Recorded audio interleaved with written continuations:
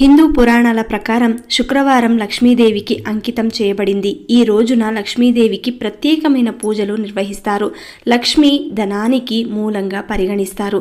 జీవితంలో ధన సంపద, సుఖ సంతోషాలు పొందాలి అంటే లక్ష్మీదేవి అనుగ్రహం ఉండాల్సిందే. ఇక శుక్రవారం అమ్మవారి అనుగ్రహం పొందడానికి ఈ శ్లోకాన్ని జపించండి. ముఖ్యంగా అప్పుల భారం బాగా పెరిగిపోయినట్లయితే మహాలక్ష్మి మంత్రాన్ని జపించవచ్చు.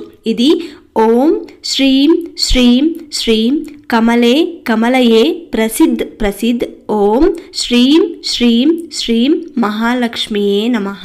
మంచి ఫలితాల కోసం ఈ మంత్రాన్ని తామర పువ్వులతో జపించండి. మీ ఇంట్లో లక్ష్మీదేవికి పూజ చేయడానికి తామర పువ్వులు 108 తామర పువ్వులు ఉంటాయి కదా, వాటితో ఒక్కొక్క పువ్వుతో మీరు ఈ లక్ష్మీ మంత్రాన్ని చెప్పుకున్నట్లయితే మీ ఇంట్లో ఉన్న ఆర్థిక ఇబ్బందులన్నీ తొలగిపోయి అప్పుల బాధలు ఉంటే గనక వాటి